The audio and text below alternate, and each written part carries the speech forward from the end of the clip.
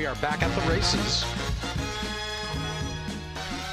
Day one, broadcast one of 2016, and what better way to kick off the guest lineup this new year than with Dale Romans, who finished up 2015 very strong, certainly sending Bird at the Wire out to California for opening day at Santa Anita, and the La Brea win capped a great year for her and a very solid year all around for Dale Romans, who at various junctures did some things that made people say, how could I not have used Dale in that spot? And that included, of course, Keen Ice upsetting American Pharoah at Saratoga, Molly Morgan's tremendous performance earlier in the year in the La Troyenne, and plenty of other highlights. Dale Romans, happy new year to you and Tammy and the kids and everybody associated with Romans Racing. Well, Happy New Year, Steve, and it's an honor to kick off 16 with you. I appreciate it, Dale, and certainly was appreciating the way in which Bird at the Wire just kept coming and persevered way back early in that La Brea on Saturday. Talk about the filly and the great way she capped off the year. You know, she's just been a really good filly for us this year. She started out strong at Gulfstream Park and won the 2 Grade 2s, the second and 1 Grade 2, and then out of the Oaks, she came out a little banged up, and it wasn't anything broken, it wasn't anything serious, but she just wasn't right. And we kept her in light training just to keep her moving and got her ready for those races this fall at Churchill. And you know, she was always just seemed like a couple of weeks from being at her best for those races, and that time caught up with us. But those 2 races set her up perfect. Go to Santa Anita and run them down. I thought it spoke highly of the East Coast horses to run 1, 2, 3 in that race. That's a great point. And of course, Run Happy, started the year in the Midwest, and the exploits obviously under got plenty of media attention, and his win half an hour later in the Malibu. But I was impressed with the way in which, Mike Smith jumps aboard, and Smith, carving out this niche for himself as just the biggest money rider maybe ever in a lot of ways. And I know that Proctor basically was looking after the filly out there. She basically didn't even necessarily get the biggest setup. I mean, the speed was there, Dale. The pace was honest for California. I mean, 110 and 45 and 1, those are California splits, and Smitty managed to just make it happen. Yeah, that's not too fast for Grade 1 horses, especially out there. Right. And it wasn't a real contested lead. I mean, the filly went out there and was pretty much had control of the race, and it was impressive that she could come home as fast as she did to run her down. And, Mike's a good friend, and he's we won, I don't know how many, 4 or 5 Grade 1s together. But, when you put him up in a big race, you're going to get the best of the best. And he showed it there. And he trusts in what we're doing. We're telling him she'll be way out of it early, just sit and don't worry about it. She can pick him up. He's one of the few that still have enough patience to sit there. And you mentioned the filly that was setting the pace. That was Hot City Girl for Linda Rice, who certainly enjoyed an outstanding year herself. And it was interesting. It was very similar in a lot of ways to what transpired for Linda in the Breeders' Cup in the filly and mare sprint, where La Verdad was seemingly, I won't say home, but Wayville Avenue ran her down in that situation. And here was Cavorting as well, who, just doesn't seem as sharp at the end of the year as she was through the summer. In terms of Bird at the Wire going forward, Dale, I mean, talk about coming out of this race and the kinds of opportunities you see for her as a 4-year-old. Well, first of all, you're right. Linda, I think, had her breakthrough year this year. She showed she can compete on the biggest stages with anybody. And, she's always been a great horse trainer. And that horse was tough to get by. But as far as the filly goes, we're going to leave her in California for the winter with Tom. And, since there's not much for her here at Gulfstream, and so out there's 2 or 3 Grade 1s in a row. And own a big piece of her. So we decided just to leave her out there, let Tom train her. He's left some horses behind with me here on the East Coast before, and let him handle her. But he says she came out of the race good and doing well.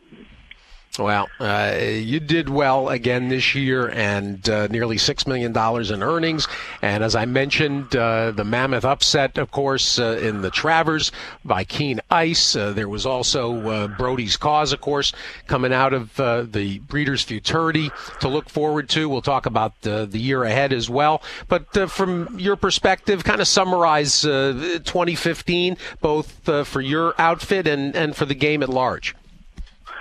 Well, for my outfit, it seemed like a struggle at times, but we still seem to have accomplished some of the best things our outfit's ever done.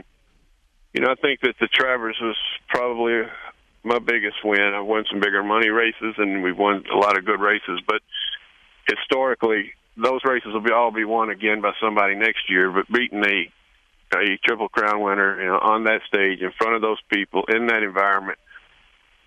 That's not going to. That will probably never happen again in my career. I think it would take a Derby to top it. It was just and then that leads into the industry as a whole for the 15.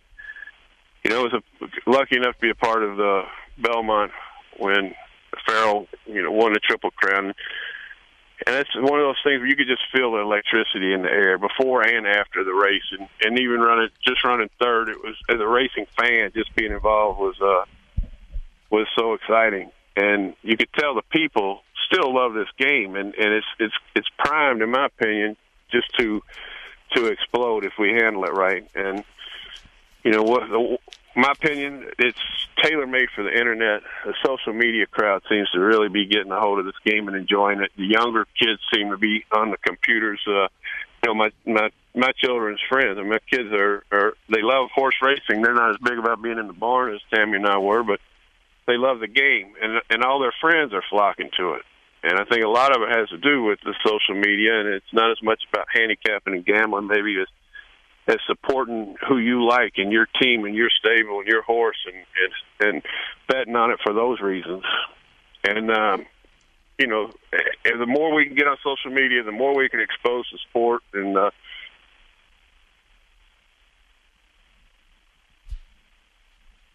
yep. Case, we lost. Did we lose Dale?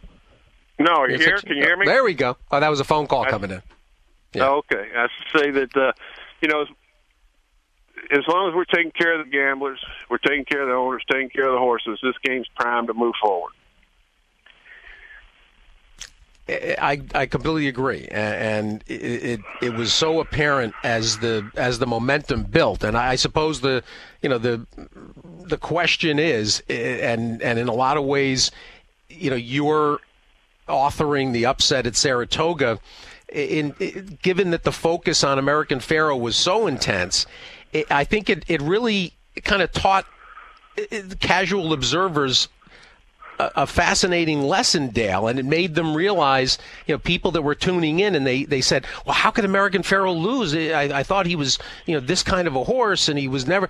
I think it taught people that, that the competitive spirit of the sport is very different than the public perception, and I hope that a wider audience appreciated. Not just that, you were ready to win if given the opportunity, but that then American Pharoah comes back and finishes his career the way he did. And I just thought that in so many ways, given Saratoga's reputation, it actually fits beautifully, even better than had he won in some ways. Well, I agree with you. I think that it's great to have the superstars of the game. Shackelford, I think, was the first real social media star. It was amazing how his popularity just exploded. But if they don't ever lose, it becomes boring. There has to be. You want them to win. You want them to do well. You want to have a superstar in the game, but you also want to know that they're vulnerable every time. If they're not vulnerable, it's not fun. And it's an organic game. These are real animals, and they can't talk to us. They're not like cars. You just change the tires and go back on the racetrack. So anything can happen in a horse race, and that's why everyone needs to be there to watch it. Exactly. But Farrell did so much for the game, and the way Bob handled himself through the whole thing and the Zayats, it was just a perfect storm of the right people in the right places with the right horse, and brought a lot of color and fun to horse racing. And hopefully we've picked up some new fans that are going to stay with the game for a while. But I think I told you after our Travers talk on the radio that what surprised me the most is how they cheered Keen Ice on the walk back to the barn. And you would think that just upsetting America's horse, that he might have gotten booed. I made the comment earlier about people booing us afterwards, but no, I didn't hear one boo. All I heard was cheers and respect for the performance that he put on. And I was very impressed with the New York crowd Travers Day. Well, and of course, the day before, the turnout, in the morning, the 15,000. I had been at as well at Monmouth, and had seen several thousand leading up to the Haskell, just to come see him on the racetrack and see him even parade and paddock school at Monmouth. I mean, there was so many different things, Dale, to take off of the year. I mean, I suppose the next question, because you're on the business front in so many different ways, and the Roman sales operation and the breeding, you have got yourself involved in all aspects of the sport, and in terms of building momentum out of this year and utilizing the kind of exposure and potential from potential horse players, from potential owners. Talk about how we can capitalize from your perspective. Well, one of the things is you talk about the people coming out to watch the horse train those 2 times.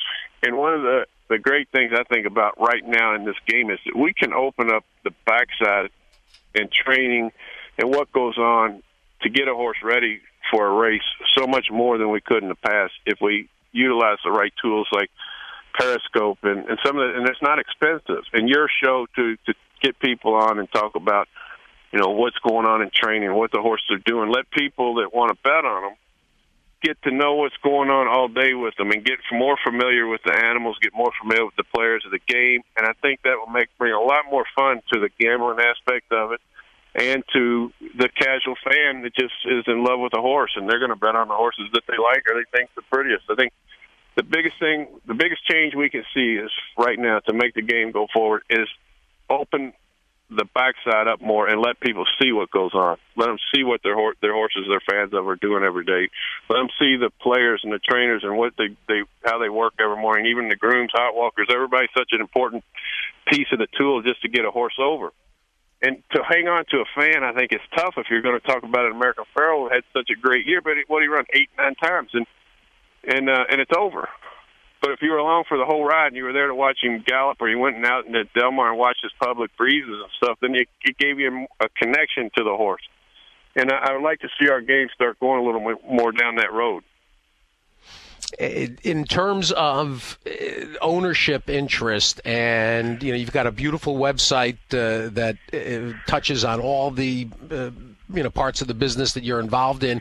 As I mentioned, the breeding and the sales, and there's a link to Donegal. And have you seen and felt an uptick in interest, for instance, from people inquiring? And of course, you're out front and very much in the public eye these last 6-8 years, particularly, including 2012 when you won the Eclipse for leading the nation, really having an unbelievable season. What do you tell these new prospects in terms of ownership, and are you seeing either renewed interest, people coming back, or new people interested for the first time? It seems like a lot of people are wanting to get involved with the game. And again, I want to credit the internet. As much as I don't know so little about technology, you see people coming from all different parts of the country now that are wanting to get involved. And, it started that whole movement of the syndicates are getting so much bigger. And I think that's a positive thing for the game, that it's a good way for people to get in, test the water, see how much they're going to like it. And there's some really good syndicates out there. And I tell everybody, even if they come to me, maybe I'm not everyone's taste as their trainer. I'm not the best on electronics or communication, but we'll get to be friends and we'll have fun and we'll win races. But maybe you want somebody that's sending you more electronic stuff. But get with someone you like, that you're having fun with, and enjoy the game, and winning will take care of itself. And seems like it's just a lot of people are coming up from everywhere and all aspects of life to get involved in horse racing. And especially now, you can buy as little as 1 or 2% of a horse in a syndicate and really enjoy the ride and have fun and get to meet like-minded people and go, plan your trips and vacations around big races. And that's what I'm seeing a whole lot of. It's a family event. The whole families are involved. Donegal has this syndicate with, so many different people, and there's so many different personalities, but when they all get together, it's all like-minded about horse racing, horses, and we have parties and pizza parties and celebrate wins, and we don't do much on losses, but everybody has a good time no matter what.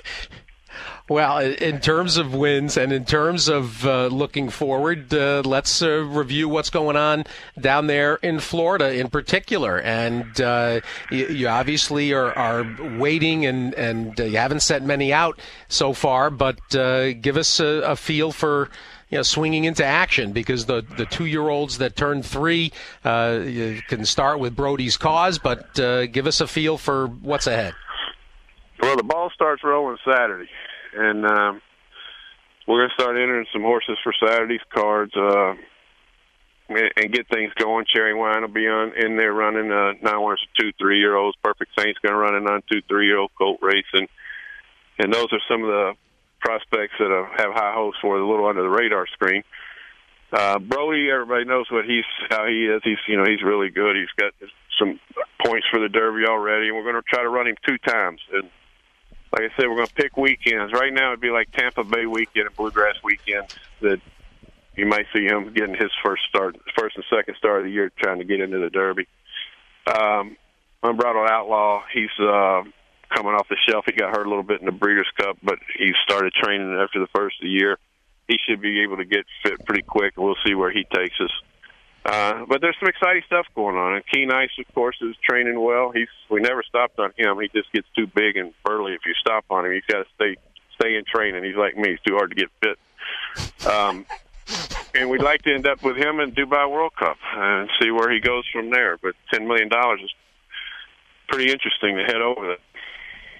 Well, no doubt. So there's a lot of good, exciting things to look forward to. And as an owner, I look forward to Birds running in California with Tom, and we'll see what happens with her. But there's some young horses that haven't started. That excited to get them going. And of course, in the spring, you pick up the 2-year-olds, and hopefully you find another good one. Well, one horse you haven't mentioned, Keen Pauline. Well, Keen Pauline is she really did enough. She's got a royal pedigree, and to win the Grade 2 as she did made her pretty valuable. So Stone Street's decided to make her a broodmare. Okay. And I think they bred her at Curlin, so that'd be a baby I'd like to have. How about that? Well, all right. I missed that. Had that been made public that she was moving off? I don't think there was any type of press release or anything, but okay. She retired perfectly sound. That's a good thing about her. And, she's, like I say, she could really make a good mama. They've got such a good operation over there that maybe she can produce a good Derby winner.